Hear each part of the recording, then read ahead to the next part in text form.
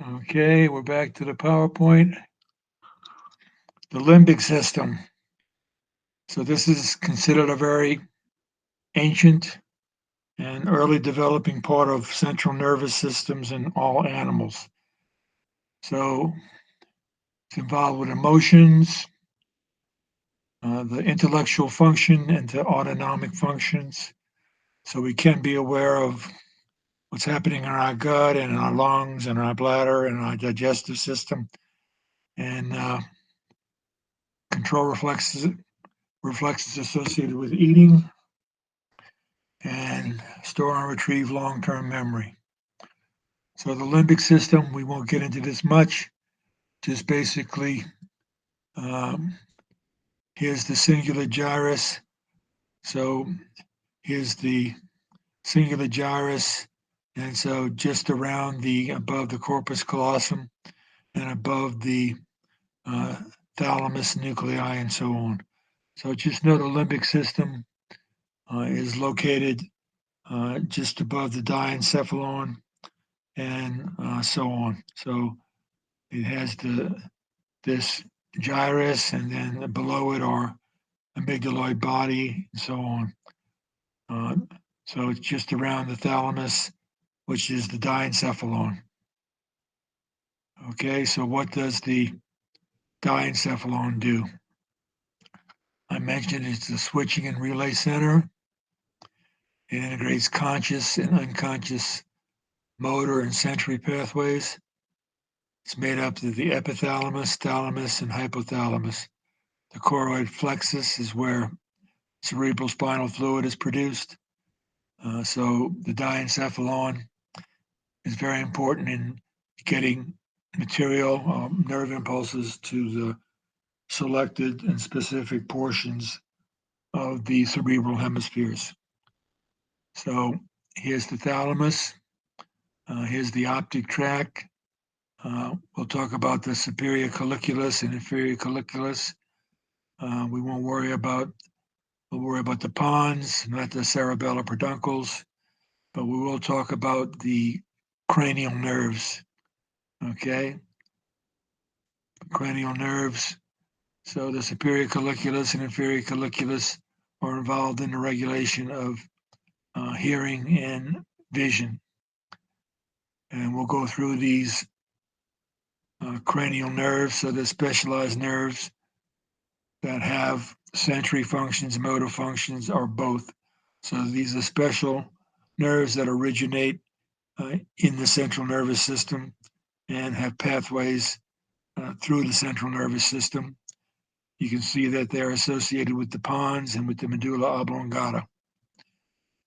Uh, so this is the diencephalon and the brainstem. Uh, here's up the diencephalon, and then we get into the pons and medulla oblongata, and that's the brainstem. So if we look at a posterior view, you can see that the thalamus, here's the choroid plexus, which are blood vessels that innervate parts of specialized nerve tissue where the cerebral spinal fluid is produced. The pineal gland is involved in regulation of our 24-hour cycle. Is the superior colliculus, the inferior colliculus. We won't worry about these cerebellar peduncles, but there may be questions on these paired structures, the superior colliculus and the inferior colliculus. So what does the thalamus do? All you got to know is that it relays and filters all information going from the body, throughout the body, and into the cerebral hemispheres. Uh, so it's involved in conscious perception and to the basal nuclei, and that's what we got to know. So it coordinates voluntary and involuntary motor behavior. So the thalamus is very important for a relay and filter. It's involved in our conscious perception. So that's going to be involved in coordinating the information going to or being aware of information going to the visual cortex, the auditory cortex. So various parts of the brain go through the messages go through the thalamus and relay information to the basal nuclei, which are nerve cell bodies within the white matter of the brain, below the cerebral hemispheres. Okay, so what does the midbrain do? Process visual and auditory information, generates involuntary movements. The pons links to the cerebellum, is involved in the control of movement. Medulla oblongata is going to take sensory information coming up through the ascending tracks up the spinal cord, and that information is going to be pointed in the direction of the thalamus, which is going to continue to filter and send the messages to the right part of the brain. So I just want you to know a general function of these midbrain pons and medulla oblongata. Okay, the cerebellum, very important. It's involved in regulation of postural muscles, so muscles that do repetitive and constant learned behavior in order to be able to sit and walk and so on.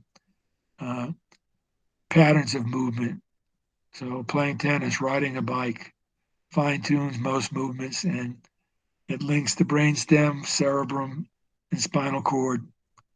And so the little brain, it's going to be involved in your posture, repeated patterns of movement like walking, playing tennis, riding a bike, driving a car, and links the brainstem, cerebrum, and spinal cord. So the brainstem with the pons and medulla oblongata. The medulla oblongata is going to relay information up to the cerebral hemispheres. It controls cardiovascular centers that control heart rate and strength of cardiac contraction, and respiratory. There's inhibitory and stimulatory or excitatory parts of the system that automatically take care of cardiovascular centers and respiratory centers.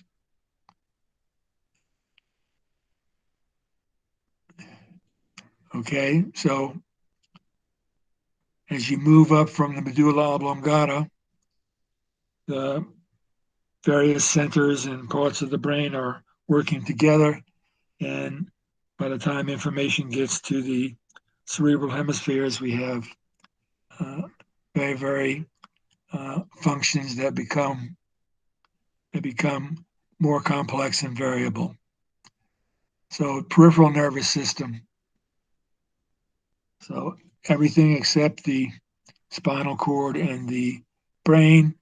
So it links the central nervous system in the body. All sensory information and motor commands are taken care of there. Axons bundled to the nerve, so a bundle of axons is a nerve. Any group of cell bodies outside of the central nervous system is a ganglia, and it includes cranial and spinal nerves. Okay, so there's 12 pairs of cranial nerves. You should just know the general function of these nerves. So those are listed here. Go through those, and there'll be questions on the brain, WebAssign. So here we have the olfactory bulb, the optic nerve, the oculomotor nerve. So you'll have to identify these in WebAssign. So we keep going down. So we have the trochlear nerve, then we have the trigeminal nerve right here, which is a relatively large nerve. We have the abducens, the facial nerve, the vestibulocochlear, which is also used to be called the auditory nerve, but it's involved in equilibrium and balance as well as hearing. So then you have 9, 10, 11, and 12. The vagus nerve, vagus means wanderer. So you'll have pictures like this within WebAssign, and you'll have to identify the various nerves, and you should know generally what their functions are. Okay, so here's a image labeled for you. So one is the olfactory nerve and so on. Then the optic nerve, and you can notice the locations and the names. Those will be taken care of in WebAssign. So the 12 pairs of cranial nerves take care of smell, sight, hearing, and balance, control eye movement, movement of the jaw, face, tongue, muscles of the neck, also sensation from the face, neck, and upper, and autonomic innervation to the thoracic and abdominal pelvic organs. So control of breathing, control of heart function, control of digestive function. Okay, so spinal nerves. So let's stop there and get back to this. Let's go back and stop recording.